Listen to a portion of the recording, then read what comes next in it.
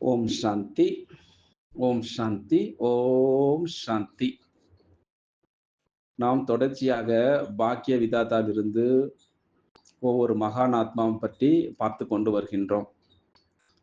தன்னுடைய அலௌகிக கதையை பற்றி, எப்படி பிரம்மா பாபா, எப்படி சிவ் பாபா, எப்படி மம்மாவோடு ஏற்பட்ட அனுபவத்தினை தொடர்ச்சியாக நாம் பார்த்து கொண்டு வருகின்றோம். அந்த வகையில இன்றைக்கு நாம் பார்க்கக்கூடியவர் உன்னதமான ஆத்மா. அந்த தூய்மை அப்படி என்றால் என்ன? நடைமுறையில் வாழ்ந்து காட்டியவர். அவர் பெயர்தான் பிரம்மகுமாரி மூத்த ராஜயோகினி தாதி ஜானகி தாதி அவர்கள். சுருக்கமா ஜனக் அப்படின்னு கூப்பிடுவார்கள்.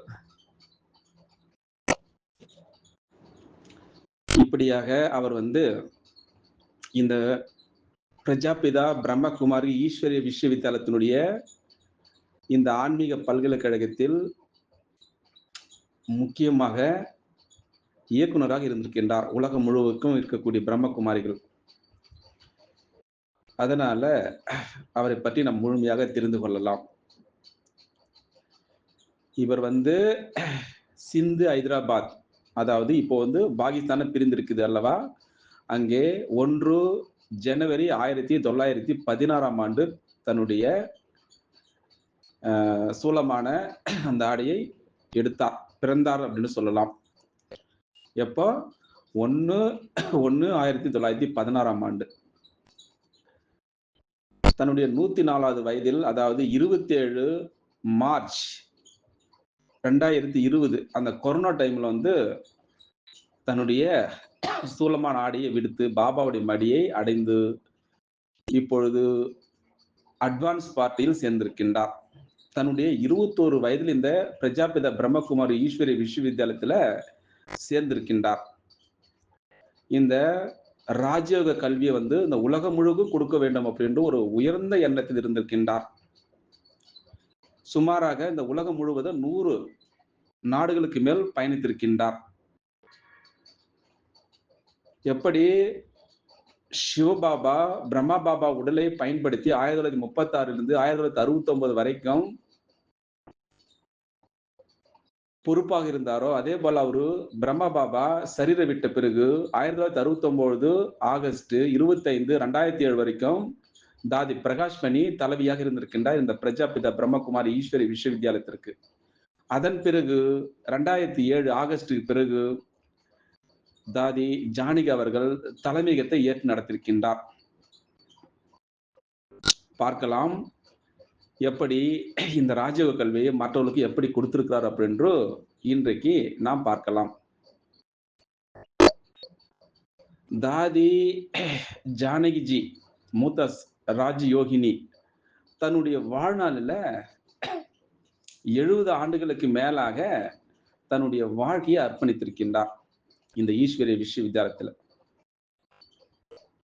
70 104 பாருங்க, 21 வயசுல வந்திருக்காங்க. அப்போ கிட்டத்தட்ட 80 வருஷம் பாபாவுடைய யஜ்யத்தில் இருந்திருக்கின்றார். இந்த பிரஜாபிதா பிரம்மகுமாரிகள் ஈஸ்வரிய விஸ்வவித்யாலயத்தினுடைய இந்த உலக ஆன்மீக பல்கலைக்கழகத்துல இவர் முக்கியமாக தலைமை நிர்வாக தலைவராக இருந்து பல ஆண்டுகளாக இந்தியா முழுவதும், அது மட்டுமா உலக சேவை லண்டனில் அவர் சேவை செய்து சுதந்திரத்திற்கு பிறகு அவர் 1974ஆம் ஆண்டு லண்டனில், அதாவது இங்கிலாந்திற்கு சென்றார் பாபாவுடைய வழிகாட்டுதலின்படி. தாதி ஜானகிஜி அவர்கள் அவருடைய பார்வையும் சரி, அவருடைய தூண்டுதலுடைய அமைப்பினுடைய பாபாவுடைய மெசேஜ் எல்லா நாடுகளுக்கும் சென்றது. அது மட்டுமா 100க்கும் மேற்பட்ட நாடுகள், அன்றிலிருந்து நிறைய ஆத்மாக்கள் இந்தியாவில் வருகை தந்திருக்கின்றார்கள். எப்போ தாதி பிரகாஷ்மணி அவர்கள் தன்னுடைய சூலமான ஆடை விடுத்தாரா 25 ஆகஸ்ட் 2007ஆம் ஆண்டு பிறகு இவர்தான் அந்த பொறுப்பை ஏற்று முக்கிய தலைமையகத்தில் தொடர்ந்து பணியாற்றிருக்கின்றார். 27 மார்ச் 2020 வரைக்கும் சரி. தாதி ஜானகிஜி அவர்கள் சர்வதேச அளவில் சிறந்த ஆன்மீக தலைவராக அங்கீகரிக்கப்பட்டவர் தாதி அவர்கள். அதனால தன்னுடைய வாழ்நாள் முழுவதும் அவருடைய மனைவியும் சரி, அவருடைய அந்த பாவனை சொல்லுவாங்க, இதயம் சொல்லுவாங்க. அந்த பாவனை சரி, கடவுளுடைய விருப்பத்திற்கு ஏற்ப ஒருங்கிணைக்க வேண்டும் அப்படின்று தன்னுடைய வாழ்நாளை கழித்திருக்கின்றார் இந்த யக்கினத்தில். அவருடைய நோக்கம் தெரியுமா? அவர் கடவுளை ஒரு தூய அன்பும் சரி, ஞானத்தினுடைய ஆதாரமாக உணர்ந்திருக்கின்றார். அது மட்டுமா, தன்னுடைய வாழ்க்கையில அந்த குணங்களை உருவாக்கி இருக்கின்றார். அதனால் தான் ஜானகிஜி அவருடைய வாழ்க்கையினுடைய ஒரு பேஸ்மெண்ட் அடித்தளம். அதாவது இந்த ஆன்மீகத்தினுடைய பலம் மற்றவருடைய வாழ்வில அந்த சக்தியினுடைய கலங்கரை விளக்கமாக இருக்க உதவுகிறது இந்த ராஜயோக கல்வி. அதனால தாதி என்ன செய்திருக்கின்றார்? மனித உறவுகளை பாதிக்கக்கூடிய அந்த சுயநலமான அந்த காரியங்கள் ஆழமாகவும் இரக்கத்துடன் அறிந்திருந்து அவர் சரி விவகாரங்கள் எப்படி செய்ய வேண்டும், நமது உலகத்தை ஆபத்தில் ஆழ்த்தியது இருந்தாலும் அவர் ஒரு தொலைநோக்கு பார்வை கொண்டு அசைக்க முடியாத நம்பிக்கை கொண்டு தன்னுடைய உள்ளே ஆழ்மனதில் அந்த குளிர்காலத்தை அந்த கூல்னஸ் நாங்கள் அந்த வசந்த காலத்தை எதிர்பார்க்கின்றோம் அப்படின்று தாதி ஜானகிஜி அவர்கள் எல்லோருக்கும் இந்த விஷயத்தை சொல்லியிருக்கின்றார். அது மட்டுமா, எதிர்காலத்தை பற்றிய அந்த நேர்மறையான பார்வை கொண்டவர்கள் நமக்கு ஒரு பாடத்தை தந்திருக்கு சென்றிருக்கின்றார்கள். பாருங்கள், இந்த உலகத்தில் பாருங்கள், கிரகத்தில் பாருங்கள், அனைத்து பொருட்களும் இலவசமாக வழங்கப்படும். உயர்ந்த மனித ஆற்றல் முழுமையாக உணரப்படும். அது ஒரு உலகம். அந்த எதிர்கால உலகம் தாதியினுடைய பார்வையில உறுதியளிக்கப்பட்டிருக்கின்றது. சிவபாபா என்ன கொடுக்கின்றார்? பரிசு கொடுக்கின்றார். எதிர்காலத்தை அந்த பொன்னுலகத்தை நமக்கு கொடுக்கின்றார். அதனால தாதி அவர்கள் நம்முடைய உணர்வை மாற வேண்டும் அப்படின்று உறுதியாக இருக்கின்றார். அதனால்தான் தாதி அவர்கள் அந்த பாரதத்தினுடைய பிரதான கலை ராஜயோகத்தினுடைய அந்த புது வடிவத்தினுடைய முன்னோடி அவர்கள் அப்படின்று சொல்கின்றார். இதன் மூலமாக கட்டமைக்கப்பட்டிருக்கக்கூடிய அந்த ஒழுக்கமான அந்த ஆன்மீக வளர்ச்சியினுடைய முறை எல்லோருக்கும் தெரிய வேண்டும். அவர் அனைத்து பின்னணி இருந்தாலும் சரி, நம்முடைய வாழ்க்கை தரங்களை சேர்ந்த ஆயிரக்கணக்கான மக்களுக்கு காட்டியிருக்கின்றார் இந்த ராஜயோகத்தினுடைய விசேஷம் மூலமாக. அதாவது உண்மையான சுயமரியாதை எவ்வாறு மீட்டெடுப்பது, அந்த போதைக்கு அடிமையாகி அந்த எதிர்மறை அந்த போக்குகள் இருந்து விடுபடுவது எப்படி, அதன் மூலம் முடியும் இன்றைய சமுதாயத்திற்கு அந்த எதிர்கால உலகிற்கும் அதிக பங்களிப்பை இந்த ராஜயோக கல்வி வழங்கப்படுகிறது அப்படின்று முன்னிறுத்தி எல்லாத்தையும் செயல்பட்டிருக்கின்றார். பாருங்கள், நாம் ஏற்கனவே பார்த்தபடி தாதி அவர்கள் 1916ஆம் ஆண்டு வட இந்தியா மாகாணமான சிந்துவில் பிறந்திருக்கின்றார். இது இப்பொழுது என்ன ஆகிவிட்டது? பாகிஸ்தானின் ஒரு பகுதியாக ஆகிவிட்டது. தாதி ஜானகிஜி அவர்கள் ஆரம்பத்திலிருந்தே சில நாட்களில் மற்றவருடைய நலனில் அக்கறை செலுத்துவது அவருடைய வாழ்க்கையில ஒரு உந்து சக்தியாக இருந்திருக்கின்றது. அதனால ஜானகிஜி அவர்கள் சிறு வயது நினைவுகளும் அடங்கும்.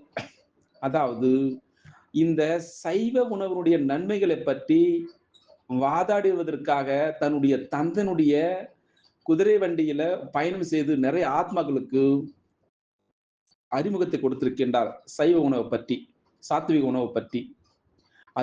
அது மட்டுமா, நோயாளிகள், அது மட்டுமா, முதியவர்களுடன் உட்கார்ந்து அவருடைய உற்சாகத்தை உயர்த்த உதவுங்கள். இது போல அவர் அந்த உலகில கல்வியில் 3வது மட்டும்தான் படித்திருக்கின்றார்.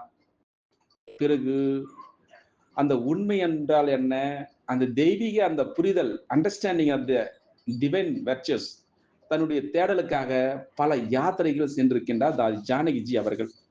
அது மட்டுமா, 1937 21 வயதில் தாதி பிரஜாபிதா பிரம்மாவால் நிறுவப்பட்ட இந்த ஈஸ்வரிய விஸ்வவித்யாலயத்தில் சேர்ந்திருக்கின்றார். ஏற்கனவே தாதா லேக்ராஜ் அப்படின்னு அழைக்கப்பட்ட அவருடைய பெயர், அதாவது பிரம்மா பாபா பெயர் மாற்றப்பட்டு ஒரு வெற்றிகரமான வைர வியாபாரி. ஆனால் அவருடைய தொலைநோக்கு அனுபவங்கள் அவரது கிட்டத்தட்ட 60 வயதை நெருங்கும் பொழுது, சிவபாபா அவருடைய உடலில் வந்து கமலவாய் மூலமாக ஞானத்தை உதிர்த்திருக்கின்றார் சிவபாபா. அதனால அந்த ஆன்மீக புதுப்பித்தல் பணிக்காக தன்னுடைய செல்வத்தை அர்ப்பணித்து வழிவகுத்திருக்கின்றது. அந்த நேரத்தில் சில சுய நிர்ணய உரிமைகள் வழங்கப்பட்ட பெண்கள் ஒரு பிரதிநிதித்துவத்தை பிரதிநிதிப்படுத்துவது என்பது அவருடைய ஒரு கூர்மையான புத்திகள் ஒன்றாகும்.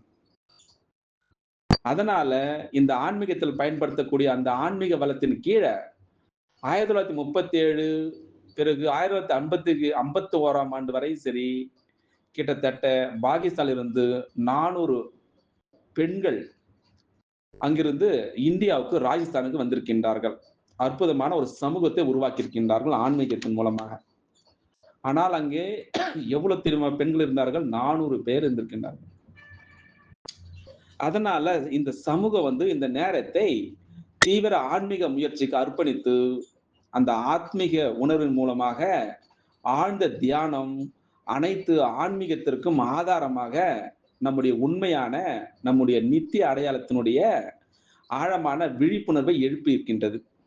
அதாவது எப்படி நம் சாதனைகளை கடவுளை நினைவு கூறும் பொழுது நம்முடைய பழக்க வழக்கங்கள் அந்த சுய மாற்றத்திற்கான முறையாக தேர்ச்சி பெறுகிறது அப்படின்ட்டு ஜானகிஜி தன்னுடைய அனுபவத்தின் மூலமாக சொல்லிக் கொண்டு வருகின்றார். அது மட்டுமா? பாருங்கள், இந்த காலகட்டத்தில் பாருங்கள், அந்த காலத்தில் பெண்களுக்கு விதிக்கப்பட்ட வரம்புகள் இருந்து முழுமையான சுதந்திரமான அதாவது விடுதலையான வாழ்க்கைக்கு ஒரு அடித்தளமிட பெற்றிருக்கின்றது. அதாவது புதிய அந்த சுதந்திரத்தை அவர்கள் அனுபவித்த மகிழ்ச்சி இருந்தாலும் தன்னுடைய உண்மையான நிலைமைகள் சில நேரங்கள் அச்சுறுத்தலாக இருந்திருக்கின்றது. அதனால ஜானகிதனுடைய அந்த நடிப்பு, அந்த பாத்திரம், கடினமான உடல் உழைப்பு, தன்னுடைய உணர்தல் மூலமாக தன்னுடைய திறமையை வளர்த்திருக்கின்றார். அவர்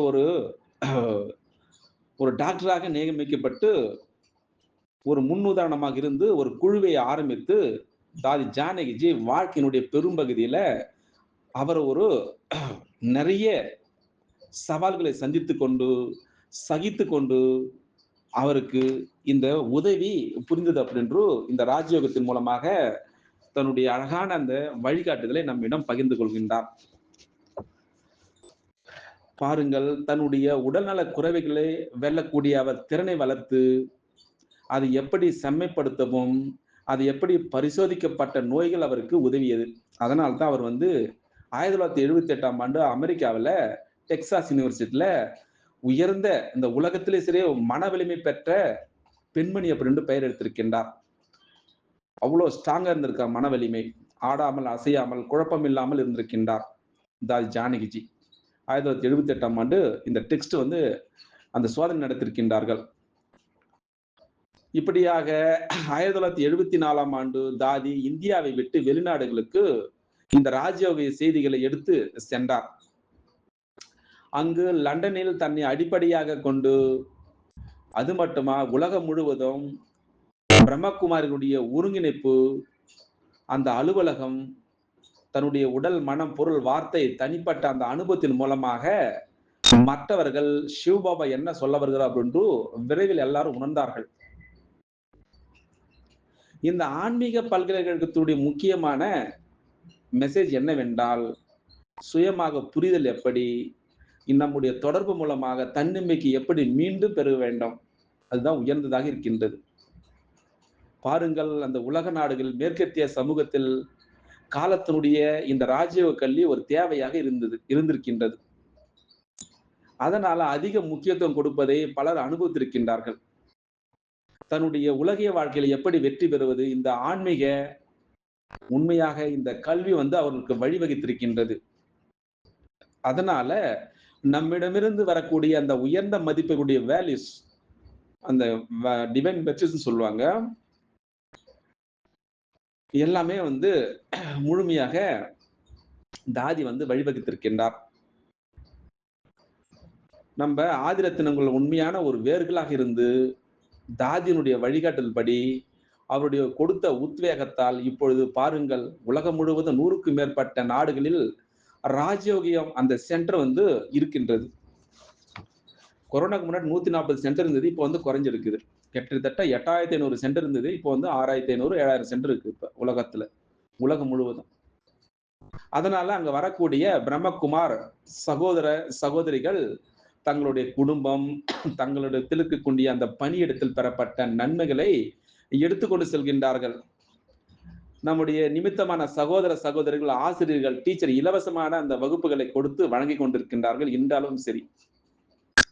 எப்படி தியானம், எப்படி அந்த நேர்மறை சிந்தனை வளர்ப்பது, எப்படி சுயமரியாதை வளர்த்துக் கொள்வது, எப்படி பிற ஆத்மாக்குடைய அந்த சுய வளர்ச்சியினுடைய கருவியாக இருந்து, அத்துடன் அவர்களை வழிநடத்தி நிறைய குளோபல் ஹாஸ்பிட்டல், மருத்துவமனைகள், அலுவலகங்கள், பள்ளிகள், சிறைச்சாலைகள், பிற சமூக சூழல்கள் நிகழ்ச்சி நடைபெற்று அவருடைய பார்வை, அவருடைய மதிப்புகள், அவருடைய செயலை ஊக்கக்கூடிய பல சர்வதேச திட்டங்களுடைய வளர்ச்சிக்கும் ஜானகிஜி தலைமை வகித்திருக்கின்றார். அதனால பிரம்மகுமாரியுடைய ஐக்கிய நாடுகள் சபையில் வலுவான இருப்பையும் அந்த வலுவான பங்களிப்பையும் பராமரித்து வருகின்றார்கள் இன்றளவும் சரி. அதனால தாதி இந்த ஞானத்தினுடைய அடித்தளமாக இருந்து ஒருவராக பணியாற்றி இது சிறந்த ஆன்மீக மற்றும் மதத்தினுடைய ஆலோசனை குழுவாக அமர்ந்து நிறைய தலைவர்கள், அதாவது பிரேசில், ரியோ மற்றும் துருக்கியினுடைய இஸ்தான்புல்லில் உள்ள ஹாபிடேட் ஐநாவில் நிறைய நிகழ்ச்சிகள் நடத்திருக்கின்றார். ஐநாவில் உச்சி மாநாடு நடத்திருக்கின்றார். 1997ஆம் ஆண்டு லண்டனில் அவருடைய நினைவாக Janakiji foundation for global health care நிறுவப்பட்டிருக்கின்றது. இது ஒரு தொண்டு அறக்கட்டளையாக இருந்து பாருங்கள், நம் ஏற்கனவே கேள்விப்பட்டிருப்போம், ராஜஸ்தான்ல குளோபல் ஹாஸ்பிட்டல் இருக்கின்றது. அதனுடைய வழிகாட்டலின்படி மருத்துவமனைகள், ஆராய்ச்சி மையத்தினுடைய பணியை இன்றளவும் அவர்களுக்கு ஊக்குவித்துக் கொண்டிருக்கின்றார்கள்.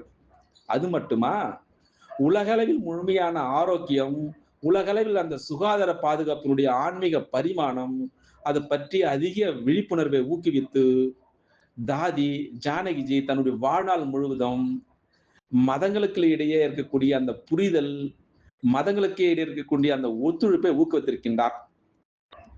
அது மட்டுமா, அவர் ஒரு உலக நம்பிக்கைகளுடைய அந்த காங்கிரஸ் மற்றும் பெண்களுடைய மத அந்த ஆன்மீக உலகளாவிய அந்த அமைதிய முயற்சி மேற்கொண்டு உறுப்பினராக இருந்து அவர் இருந்திருக்கின்றார்.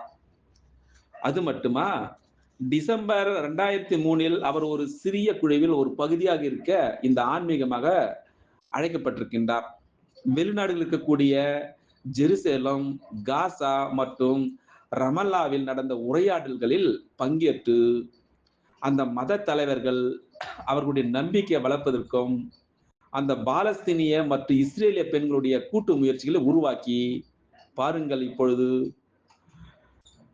90 வயது ஆகியிருந்தாலும் சரி, தாதி எல்லா நாடுகளுக்கும் பயணம் செய்து, விரிவாக பயணம் செய்து, அந்த அரசியல் அப்படி என்றால் என்ன, மதம், அந்த உலக தலைவர்களுக்கு உதவி இருக்கின்றார். தன்னுடைய 104 வயதிலும் சரி, உலகம் முழுவதும் பரவிய பயணம் செய்திருக்கின்றார். அது மட்டுமா, மருத்துவம், அறிவியல், கல்வி, பிற துறைகள், அது மட்டுமா, அத்துடன் சரி சமூகத்தினுடைய ஒவ்வொரு கீழ்மட்டத்தில் இருக்கக்கூடிய தனிநபர்கள் உள்நோக்க வேண்டும்.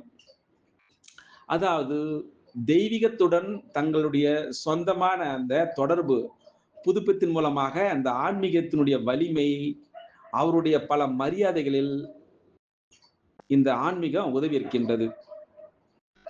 பிறகு 2004ஆம் ஆண்டு தாதி அவருக்கு ஹல் இஸ்திக்லா அப்படி என்று ஒரு கிராண்ட் கார்டன் வழங்கப்பட்டிருக்குது பரிசு. அதாவது அதன் பேர் வந்து சுதந்திர பதக்கம் அப்படின்னு. பிறகு ஜோர்டானில் வந்து எச்எம் மன்னர் வந்து அப்துல்லாவுடைய அந்த மனிதாபிமான சேவையை அங்கீகரிக்கக்கூடிய வகையில அவர் வந்து செயல்பட்டிருக்கின்றார் தாதி ஜானகிஜி அவர்கள். எவ்வளவு அற்புதமாக இருக்குது பாருங்கள். பிறகு இவ்வளவு பார்த்தோம் அல்லவா, தாதியினுடைய பெயரால நிறைய புத்தகங்கள் வெளியிட்டிருக்கின்றார்கள். அதை பற்றி நாம இந்த விசேஷமான நாளில நாம கேட்டு தெரிந்து கொள்ளலாம். என்னென்ன புத்தகம் அவர் பெயரில் வெளியிடப்பட்டிருக்கிறது அப்படி என்று. விங்ஸ் ஆஃப் சோல், அதாவது ஹெல்த் கம்யூனிகேஷன், அமெரிக்காவில் 2000 ஆண்டு வெளியிடப்பட்டிருக்கின்றது. ஹெல்த் கம்யூனிகேஷன் சொல்லிட்டு இன்னொரு புத்தகம் வெளியிட்டிருக்கின்றார்கள். அதாவது பியர்ஸ் ஆஃப் விஸ்டம், யுஎஸ்ஏல 2000 ஆண்டு விட்டிருக்கின்றார்கள் இந்த புத்தகம். அப்புறமா கடவுளுடைய துணை, லண்டன்ல 1999 ஆண்டு யூகே யுனைடெட் கிங்டம்ல 2003 விட்டிருக்காங்க. இன்சைட் அவுட் அப்படின்ற லண்டன்ல 2003 புத்தகம் வெளியிட்டிருக்கின்றார்கள். பிறகு 27 ஆகஸ்ட் ஒரு நிர்வாக தலைவராக பதவியேற்றிருக்கின்றார். அமெரிக்காவில் சான் பிரான்சிஸ்கோவில், அதாவது பெண்களுடைய ஆரோக்கியத்தில் சிறந்து விளங்கக்கூடிய மையத்தில் முக்கியமான பேச்சாளராக இருந்திருக்கின்றார்.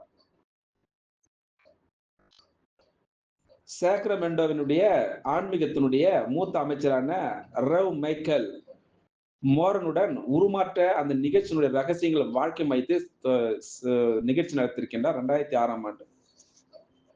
ராபின் கிஃப், அதாவது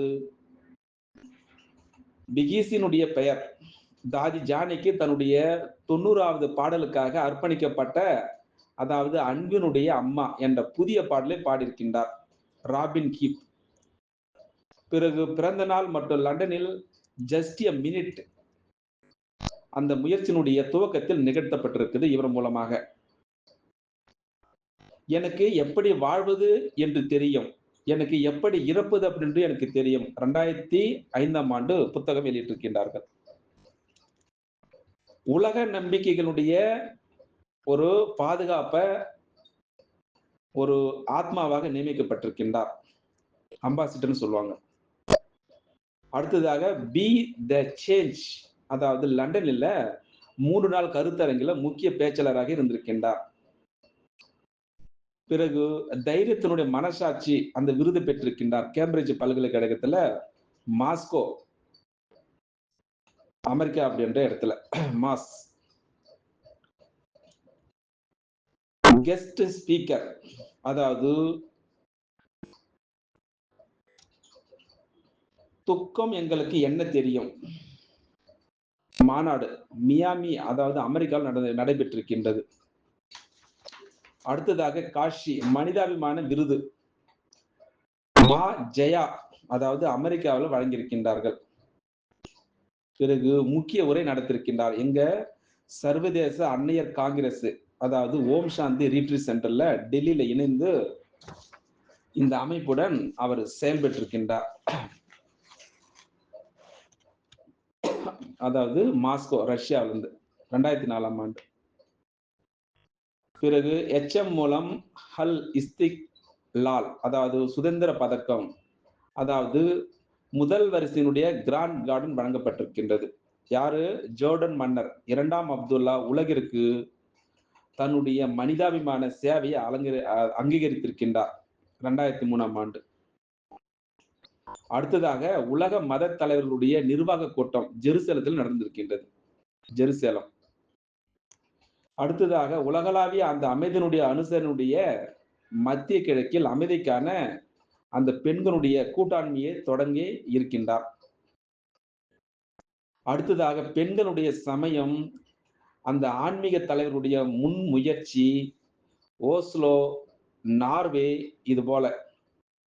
அதாவது பேராசிரியர் காலின் பிளாக்மோர் மற்றும் டாக்டர் பீட்டர் ஃபென்விக் ஷெல்டோனியன் தியேட்டர் ஆகியோருடன் அந்த உரையாடலை ஆக்ஸ்போர்ட் பல்கலைக்கழகத்தில் நிகழ்த்திருக்கின்றார். அடுத்ததாக 2002 ஆண்டு கம்பெனியன் ஆஃப் காட் ஹோடர் மற்றும் ஸ்டோட்டல்ல யூகேல வெளியிட்டிருக்கின்றார்கள். பிறகு HRH the Prince of Wales மற்றும் பிற ஆன்மீக தலைவர்களுடன் இணைந்து அந்த சுயமரியாதை நேரத்தை பற்றி ஒரு சர்வமத அந்த முயற்சி செய்திருக்கின்றார். பர்மிங்காம் யூகேல வந்து. அடுத்ததாக மேட்ரிட், அதாவது முதுமை மற்றும் 2வது ஐநா உலக சபையில் உரையாற்றிருக்கின்றார். அதாவது நீடித்த வளர்ச்சிக்கான ஐநா உலக உச்சி மாநாட்டிற்கு தலைமை தாங்கி அந்த குழுவை அமைத்திருக்கின்றார் ஜோன்ஸ்பர்க்ல வந்து, சவுத் ஆப்பிரிக்காவில். அடுத்ததாக பெண்களுடைய சமய மற்றும் ஆன்மீக தலைவர்களுடைய உலகளாவிய அமைதி முயற்சியை கூட்டுவதில் பங்கேற்றிருக்கின்றார். யாரு? தாதி ஜானகிஜி. இதன் விளைவாக ஜெனீவாவில் உள்ள ஐநாவுடைய பலாய்ஸ் டெஸ் நேஷனஸ் மிலினியம், அதாவது உலக அமைதி உச்சி மாநாடு 2000 ஆண்டு இது நடைபெற்றிருக்கின்றது. அங்க Minutes of Millennium. Health Communications, அதாவது யுஎஸ்ஏ வந்து விங்ஸ் ஆஃப் சோல் மற்றும் பியர்ஸ் ஆஃப் விஸ்டம் ஆகியவற்றை வெளியிட்டிருக்கின்றார்கள் 1999 ஆண்டு. அடுத்ததாக சமூக மேம்பாட்டுக்கான ஐநா அந்த உலக உச்சி மாநாட்டிற்கு தலைமை தாங்கிய குழுவை ஜெனீவா அமைத்திருக்கின்றது. பிறகு ஜெனீவா 2000 ஆண்டு ஃபோரம் சுவிட்சர்லாந்தில் பெனலிஸ்ட் மற்றும் தொகுப்பாளராக சமூக ஒருங்கிணைப்பினுடைய மனித அம்சங்களை கொண்டிருக்கின்றது. பிரம்மா குமாரிகள் குழுவினுடைய தலைவராக இருந்து வழங்கியிருக்கின்றார் அந்த மில்லினியம் உலக அமைதி உச்சி மாநாடு. அது மட்டுமா ஆன்மீக தலைவர்கள் அந்த ஐநா பொது சபை மண்டபத்தில் நியூயார்க்கில் நடைபெற்றிருக்கின்றது. அதாவது முழுமையான நிகழ்ச்சி தொகுப்பாளர் the state of the world forum நியூயார்க்ல வந்து 1997 ஆண்டு பேசியிருக்கின்றார். அடுத்ததாக உலக சுகாதார பராமரிப்பிற்கான ஹூன்னு சொல்லுவாங்க, ஜானகி ஜி அறக்கட்டளை இங்கிலாந்துல இருந்து தொடங்கப்பட்டிருக்கின்றது 1996 ஆண்டு. பாருங்கள், ஒரு சாதாரண ஒரு ஆத்மாவிலிருந்து எப்படி வந்து உலகம் முழுவதும் இவ்வளவு சேவை செய்து சென்றிருக்கின்றார் பாருங்கள். ஹெபிடேட் 2க்கு தலைமை தாங்கிய பிரதிநிதிகள், அதாவது மனித குடியேற்றங்கள் பற்றிய ஐநா மாநாடு இஸ்தான்புல் துருக்கி அந்த உலகிற்கு உரையாற்றிருக்கின்றார். அதாவது மக்களை மையமாக கொண்ட வளர்ச்சியினுடைய தேவை, அந்த மனித மற்றும் ஆன்மீக விழுமியங்களுடைய முக்கிய பங்கு அரசாங்கங்கள் அவர் வந்து நடத்திருக்கின்றார். பிறகு வாழ்க்கை மதிப்புகளை ஊக்குவிக்க உதவி இருக்கின்றது இந்த கல்வி முயற்சி. அதனால பிரதிநிதிகளுடன் கலந்து ஆலோசித்து தொடங்கப்பட்டிருக்கிறது யூனிசெஃப்னு சொல்லுவாங்க. இந்த கல்வி குழுவிலிருந்து ஒட்டுமொத்த வளர்ச்சிக்கான வழிகாட்டக்கூடிய கொள்கைகள், அது மட்டுமா கருவிகளை வழங்குகின்றது குழந்தைகளுக்கு. கல்வியாளர்களுக்கான கிட்டத்தட்ட 60 நாடுகளில் இது செயல்பட்டு கொண்டிருக்கிறது யூனிசெஃப் மூலமாக. இவர் ஒரு பேச்சாளராக இருந்து உலக மன்றத்தினுடைய மாநிலம் சான் பிரான்சிஸ்கோவில் வந்து அமெரிக்காவில் நடைபெற்றிருக்கின்றது.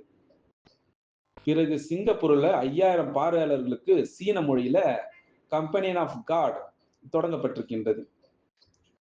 அடுத்ததாக யூனிசெஃப், அதாவது 50வது ஆண்டு நிறைவு விழாவை கொண்டாடும் வகையில அந்த யூனிசெஃபினுடைய அமைப்பு யூனிசெஃப் விஸ்டம் அந்த திட்டத்தை தொடங்கப்பட்டிருக்கின்றது.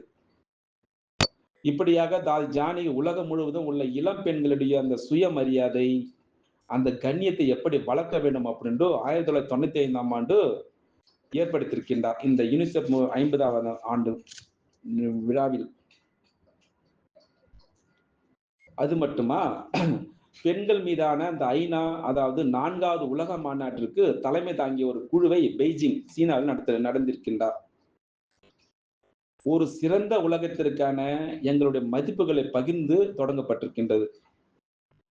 இந்த மதிப்புகளை மையமாக கொண்ட உலகளாவிய திட்டத்தை, அதாவது அரசியல், அறிவியல், கல்வி மற்றும் சுகாதாரத்தில் வளர்ச்சி, இப்படியாக 1993 ஆண்டு 600 பேரை ஒன்றிணைத்து அந்த மதங்களுக்கு இடையான புரிதல் மற்றும் அந்த கூட்டுறவு ஆண்டுக்கான யூகேல யுனைடெட் கிங்டம் அந்த நாட்டில் துவங்கி இருக்கின்றார். இப்படியாக அனைத்து மதங்கள் மற்றும் சமூகங்களை சேர்த்து மக்களை ஈர்த்திருக்கின்றார்.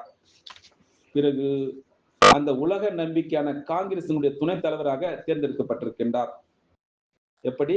குளோபல் ரிட்ரீட் சென்டர் ஆக்ஸ்போர்ட் யூகேல திறந்திருக்கின்றார் 1992 ஆண்டு. அடுத்ததாக கீப்பர்ஸ் ஆஃப் விஸ்டத்தில் பங்கேற்று அந்த ஆன்மீக மற்றும் மத தலைவருடைய குழு அரசியல் ஆலோசனைக்கப்பட்டு கூட்டம் கூட்டப்பட்டிருக்கின்றது. அது மட்டுமா, உலகளாவிய சுற்றுச்சூழல் பிரச்சனைகளுக்கு அடித்தளமாக இருக்கக்கூடிய இந்த ஆன்மீக அந்த இக்கட்டமான தலைவர்கள் அந்த ஐநாவுல உச்சி மாநாடு ரியோ 1991ஆம் ஆண்டு நடத்திருக்கின்றார். இப்படியாக பிரம்மா குமாரிகளுக்கான சர்வதேச ஒருங்கிணைப்பு அலுவலகமாக லண்டனில் இருக்கக்கூடிய குளோபல் கோஆபரேஷன் ஹவுஸ் திறப்பு விழா உலகளவில் மற்றும் மக்களை மையமாக கொண்ட அந்த கல்வி திட்டங்கள் மூலமாக உள்ளூர் இருக்கக்கூடிய சமூகங்களுக்கு சேவை செய்து இருக்கின்றார். 1988ஆம் ஆண்டு 1974 போயிருக்காரு. 88ல வந்து அந்த பெரிய எப்படி சாந்திவன் இருக்குது அது போல அங்க இருக்கிறது ஒரு பெரிய கட்டிடம் அங்க குளோபல் ஹவுஸ் குளோபல் கோஆபரேஷன்ஸ். அடுத்ததாக ஹவுஸ் ஆஃப் லார்ட்ஸில் ஒரு சிறந்த உலகத்திற்கான உலகளாவிய ஒத்துழைப்பு தொடங்கப்பட்டிருக்கின்றது. அதனால முதல் ஐநா அமைதி தூதுவராக இவர் வந்து வந்திருக்கின்றார் லண்டன்ல. லண்டன்ல வந்து தெருவார அந்த குழந்தைகள் மற்றும் பிரதமர்கள் வரை அனைத்து தரப்பு மக்களை உள்ளடக்கி ஒரு திட்டமாக 129 நாடுகள் அங்கு பங்கேற்றிருக்கின்றார்கள். பல்வேறு சுய உதவி அந்த சமூக திட்டங்களில் ஏற்படுத்தியிருக்கின்றார். 1986ஆம் ஆண்டு மில்லியன் மினிட்ஸ் ஆஃப் பீஸ் அப்படி என்று அந்த அமைப்பு தொடங்கப்பட்டிருக்கிறது. அதனால ஐநா சர்வதேச ஆண்டிற்கான மிகப்பெரிய அந்த நிதி, அதாவது உலக அமைதி மாநாடு 88 நாடுகள் செயல்பாடுகளுடன் இந்த திட்டம் கிட்டத்தட்ட 7 UN அமைதி தூது விருதுகளுடன் அங்கீகரிக்கப்பட்டிருக்கின்றது 1983ஆம் ஆண்டு. அப்போ வந்து தாதி பிரகாஷ் மணி கூட வந்து அந்த பட்டத்தை வாங்க உலக அமைதிக்காக மில்லியன் ஆஃப் பீஸ் 1983ஆம் ஆண்டு அந்த பரிசு வாங்கியிருக்கின்றார்கள். பிறகு பிரம்மா குமாரியுடைய இணை நிர்வாக தலைவராக நியமிக்கப்பட்டார் 1974ஆம் ஆண்டு.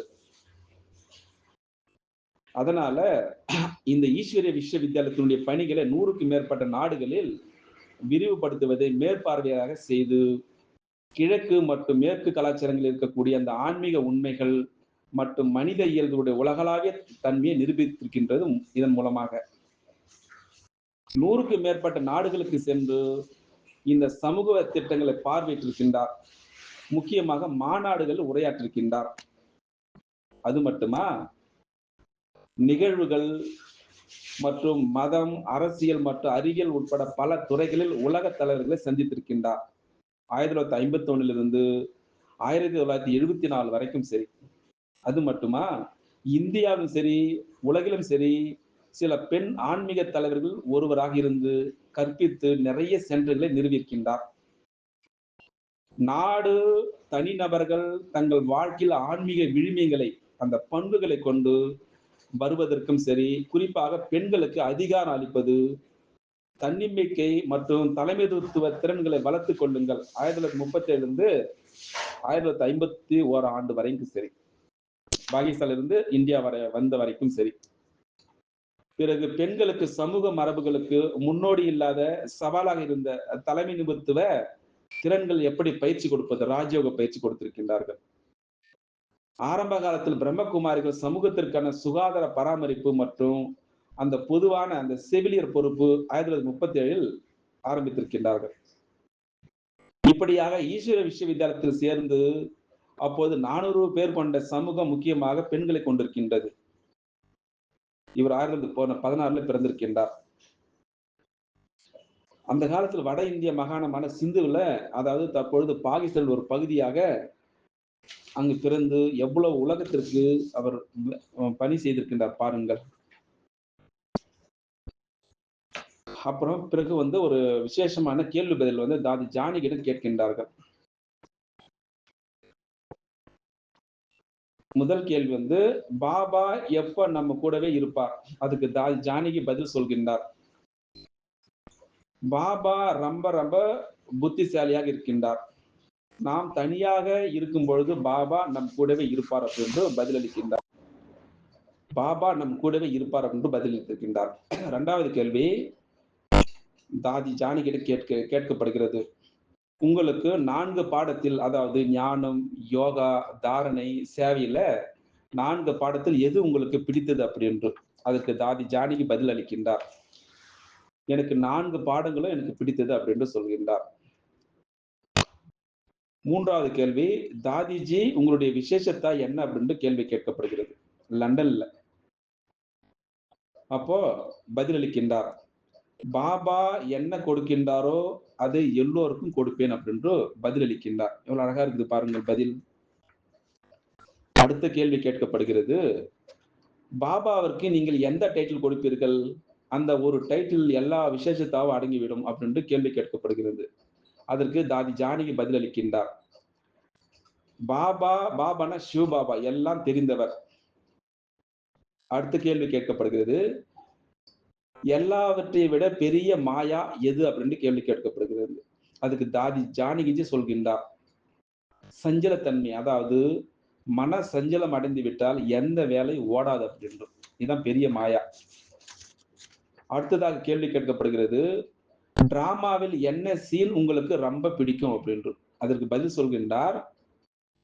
எங்கு தடைகள் இருக்கின்றதோ அங்கு சூட்சமமாக வைப்ரேஷன் கொடுத்து மாற்றுவது. எங்கு தடைகள் இருக்கின்றதோ அங்கு சூட்சமமாக வைப்ரேஷன் கொடுத்து மாற்றுவது. அதுதான் ரொம்ப பிடிக்குமா தாதி ஜானகி அவர்களுக்கு. கடைசியாக எந்த வருஷத்தில் விநாசமாகும் இந்த பூமி உலகம்? அதுக்கு பதிலளிக்கின்றார். நீங்கள் ரெடி ஆகுங்கள், விநாசம் எப்ப வேண்டுமானாலும் வரும்.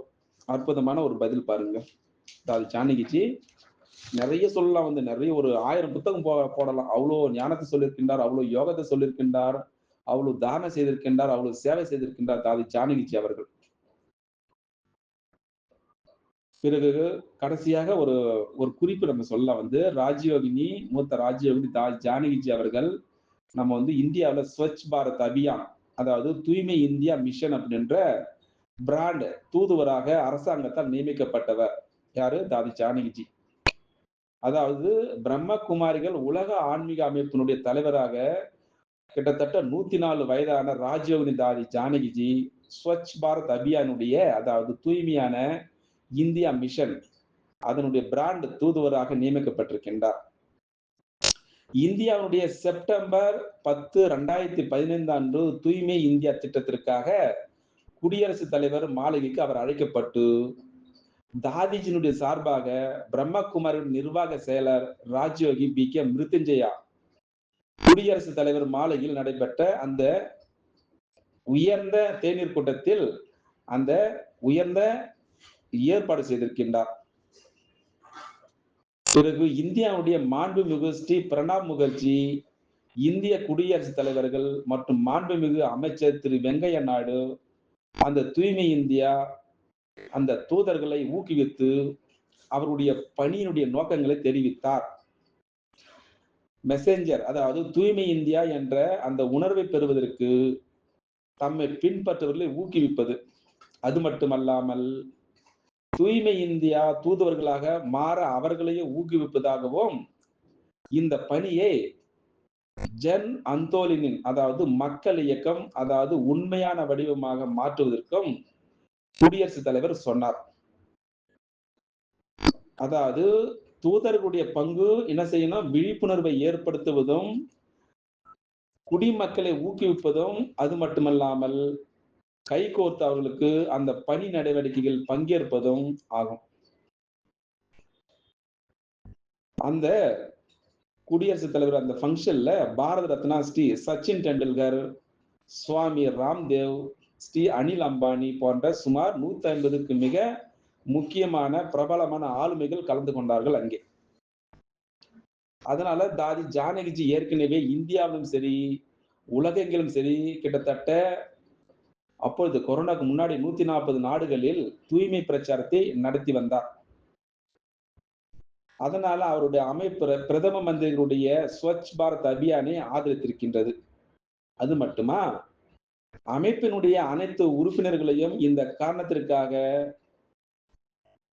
எல்லா அரசியல் அமைப்பும், இந்திய அரசியலமைப்பு முன் வருமாறு கேட்டுக் கொண்டிருக்கின்றது. எவ்வளவு அற்புதமான ஒரு சேவை பாருங்கள். தாதி ஜானகிஜி அற்புதமான சேவை செய்து அவர் ஒரு ரோல் மாடலாக இருந்து சென்றிருக்கின்றார். அதனால 27 மார்ச் 2020 தன்னுடைய சூலமான ஆடை விடுத்து அற்புதமாக பாபாவுடைய மடியை சென்றிருக்கின்றார். உலக காரியத்திற்காக எவ்வளவு அயராத உழைத்திருக்கின்றார் பாருங்கள். சொர்க்கத்தில் சந்திக்கலாம். உங்களை போல உன்னதமான ஆத்மாவை படிப்பதற்கு இந்த வாய்ப்பு கொடுத்த உங்களுக்கு சிவபாபாவிற்கும், பிரம்மா பாபாவிற்கும், அம்மாவிற்கும், தாதி ஜானகிஜி அவர்களுக்கும், தாதி பிரகாஷ்மணி அவர்களுக்கும், தாதி குல்ஜார் அவர்களுக்கும், தாதி ரத்தன் மோகினி அவர்களுக்கும் நிறைய மகான் ஆத்மாக்கள் சென்றிருக்கின்றார்கள். எல்லோருக்கும் சிறப்பான வாழ்த்துக்கள். நாளைக்கு உங்களுடைய நினைவு தினம், 6ஆம் ஆண்டு நினைவு தினம். கண்டிப்பாக நாங்கள் சூட்சமானவங்களுக்கு வந்து அந்த அற்புதமான சக்திகளை கொடுப்போம் அப்படி என்று இந்த பாக்கிய விதாதம் மூலமாக அற்புதமாக தாதி ஜானகி எவ்வளவு சேவை செய்திருக்கிறோம் என்று நாம் தெரிந்து கொண்டோம். நாளைக்கு மம்மாவுடன் ஏற்பட்ட அனுபவத்தினை நாம் பார்க்கலாம். அச்சா. ஓம் சாந்தி, ஓம் சாந்தி, ஓம் சாந்தி, ஓம் சாந்தி, ஓம் சாந்தி, ஓம் சாந்தி. நாம் தொடர்ச்சியாக பாக்கிய விதாத்தாவிலிருந்து ஒவ்வொரு மகான் ஆத்மாவும் பற்றி பார்த்து கொண்டு வருகின்றோம். தன்னுடைய அலௌகிக கதையை பற்றி, எப்படி பிரம்மா பாபா, எப்படி சிவ் பாபா, எப்படி மம்மாவோடு ஏற்பட்ட அனுபவத்தினை தொடர்ச்சியாக நாம் பார்த்து கொண்டு வருகின்றோம். அந்த வகையில இன்றைக்கு நாம் பார்க்கக்கூடியவர் உன்னதமான ஆத்மா. அந்த தூய்மை அப்படி என்றால் என்ன? நடைமுறையில் வாழ்ந்து காட்டியவர். அவர் பெயர்தான் பிரம்மகுமாரி மூத்த ராஜயோகினி தாதி ஜானகி தாதி அவர்கள். சுருக்கமா வந்து ஜனக் அப்படின்னு கூப்பிடுவார்கள். இப்படியாக அவர் வந்து இந்த பிரஜாபிதா பிரம்மகுமாரி ஈஸ்வரிய விஸ்வவித்யாலயத்தினுடைய இந்த ஆன்மீக பல்கலைக்கழகத்தில் முக்கியமாக இயக்குனராக இருந்திருக்கின்றார். உலகம் முழுவதுக்கும் இருக்கக்கூடிய பிரம்மகுமாரிகள். அதனால அவரை பற்றி நாம் முழுமையாக தெரிந்து கொள்ளலாம். இவர் வந்து சிந்து ஹைதராபாத், அதாவது இப்போ வந்து பாகிஸ்தான பிரிந்திருக்குது அல்லவா, அங்கே 1 ஜனவரி 1916ஆம் ஆண்டு தன்னுடைய சூலமான அந்த ஆடையை எடுத்தார், பிறந்தார் அப்படின்னு சொல்லலாம். எப்போ? 1/1/1916ஆம் ஆண்டு. தன்னுடைய 104வது வயதில், அதாவது 27 மார்ச் 2020 அந்த கொரோனா டைம்ல வந்து தன்னுடைய ஸ்தூலமான ஆடையை விடுத்து பாபாவுடைய மடியை அடைந்து இப்பொழுது அட்வான்ஸ் பார்ட்டியில் சேர்ந்திருக்கின்றார். தன்னுடைய 21 வயதில் இந்த பிரஜாபிதா பிரம்மகுமாரி ஈஸ்வரிய விஸ்வவித்யாலயத்துல சேர்ந்திருக்கின்றார். இந்த ராஜயோக கல்வியை வந்து இந்த உலகம் முழுவதும் கொடுக்க வேண்டும் அப்படின்ற ஒரு உயர்ந்த எண்ணத்தில் இருந்திருக்கின்றார். சுமாராக இந்த உலகம் முழுவதும் 100 நாடுகளுக்கு மேல் பயணித்திருக்கின்றார். எப்படி சிவபாபா பிரம்மா பாபா உடலை பயன்படுத்தி 1936 1969 வரைக்கும் பொறுப்பாக இருந்தாரோ, அதே போல அவரு பிரம்மா பாபா சரீர விட்ட பிறகு 1969 ஆகஸ்ட் 25 2007 வரைக்கும் தாதி பிரகாஷ்மணி தலைவியாக இருந்திருக்கின்றார். இந்த பிரஜாபிதா பிரம்மகுமாரி